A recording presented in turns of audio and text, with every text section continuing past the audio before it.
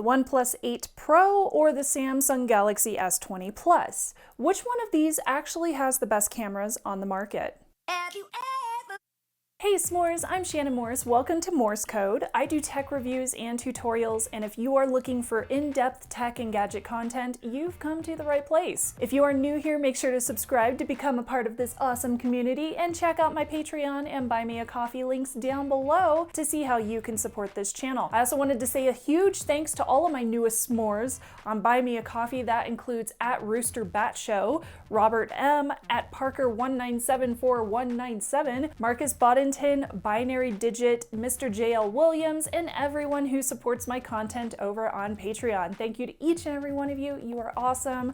I truly appreciate you. Today we are looking at the Samsung Galaxy S20 Plus as well as the OnePlus 8 Pro. I have reviewed and used these as daily drivers for several months now, and I wanted to give you an honest experience with both of the cameras so you can do a nice little comparison. So the Samsung Galaxy S20 Plus, the MSRP is $1199.99. The OnePlus 8 Pro is $899 MSRP. Now, since it is fairly easy to get a deal right now on the S20 Plus to make its price very close or even equal to the OnePlus 8 Pro, today I am giving these two phone cameras a side-by-side comparison so I can find the best one. So I hope this not only helps you, but it also helps me determine which phone is going to continue being my daily driver, because a camera is one of the most important parts for me when it comes to a smartphone. I bought the S20 Plus while the 8 Pro was sent to me for the review. I have full reviews of both of these, and those links can be found below in the description box. So first, let's go ahead and look at the camera specs side by side.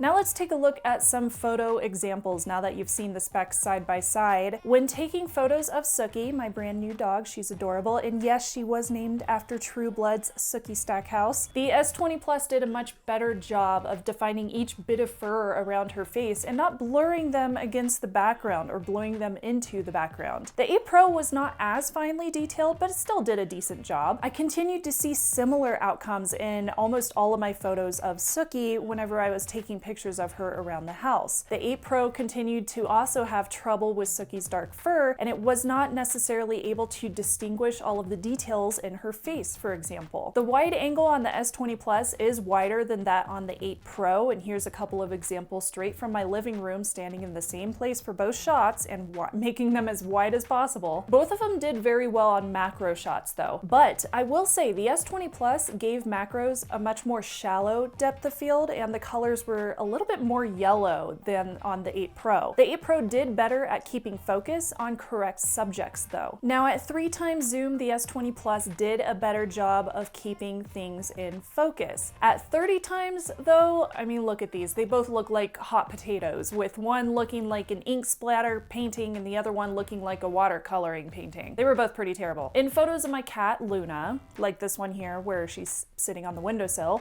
you can still see that the S20 Plus is oversaturating everything in bright sunlight behind her, which was the same thing I said in my review when I did my S20 Plus review a while back, while the 8 Pro was a little bit more natural with the coloring outside. Upon recording, I noticed that yellows and reds popped a ton on both of the phones, but the mics do sound a little bit different. So here, take a listen to this. Okay, so I am recording my messy studio to see how the image stabilization as well as the audio sounds on both of these phones. So I'll check them out side by side and see which one looks better. I wonder which one will look better. Which one's more natural? That yellow hair looks kind of orange. Now, I also wanted to mention HDR on a sky photo. I actually took several sky photos, but this was my favorite out of all of them. The S20 Plus still had some yellow tinting going on, especially in the clouds, so you can really notice it. While on the 8 Pro, it was a lot more true to color, but I gotta say both of them did really good with HDR, so I was pretty impressed with both of them. I also took a few night shot examples, so you can see what those look like side by side, and I would love to know what your impressions are down below in the comments. Now, obviously, the S20 Plus has much more megapixels when it comes to the telephoto camera. It has 64, while with the 8 Pro, it's pretty much 48 all the way around. But with that said, we also know that pixel size, aperture, everything really matters when it comes to these teeny tiny lenses. So a lot of that kind of gets mixed in. It doesn't necessarily depend on the megapixels of each of the lenses. I also wanted to mention some of the file types and features that you get on both of these phones. The S20 Plus does RAW and JPEG, and it also does things like panorama and live focus, which is very similar to portrait. It has the super slow mode, it has hyperlapse, Night Pro and Pro video, and it also has that time of flight sensor, which probably is why I felt like my portraits looked really, really good on the S20 Plus. Now with the 8 Pro, you also get RAW or JPEG. You also get HDR and Nightscape and super micro or macro.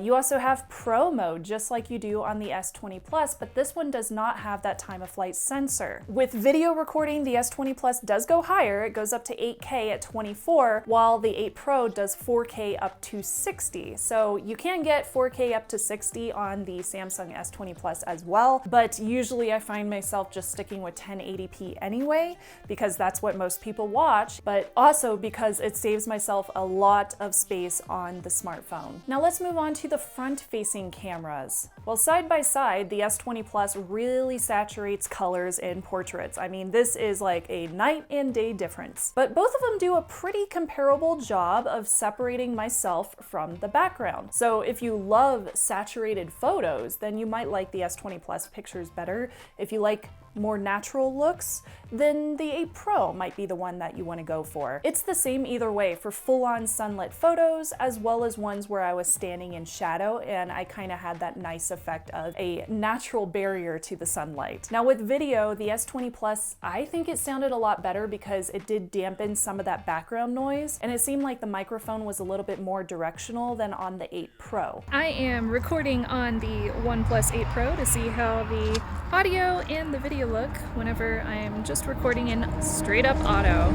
I'm recording on the S20 Plus to see how the audio sounds with background noise, as well as to see how the image stabilization looks. The S20 Plus does have lower megapixels, and that one is at f2.2, while the 8 Pro has 16 megapixels at f2.45. So slight difference there, but not a huge one. And they both record at 1080p at 30. So this one was kind of weird. A lot of times I felt like the S20 Plus did a much better job, and I kind of like the more artistic experience of using the S20 Plus. Like, my aesthetic is for the more saturated looks, but those portrait photos on the 8 Pro looked way better. Like, I was way too saturated on this S20 Plus pictures, so there was that. But when it comes to other things like zoom quality and just regular auto quality on both of these cameras, I feel like the S20 Plus was a little bit better, even though it's a little bit older and the megapixels are slightly different on this one. It's kind of interesting to me that with these two phones that came out around the same time this year, the 8 Pro was positioned basically to be a new flagship for OnePlus, while the S20 Plus was priced so high, and yet I feel like the cameras are so comparable in this case. I would love to know what your comments are down below, what your opinions are. I thought this was a really interesting comparison, and it was pretty fun for me, so I would love to know if you want to see other comparisons like this. Thank you again so much to my s'mores for subscribing and for watching. I'm Shannon Morse, and I will see you soon. Bye, y'all.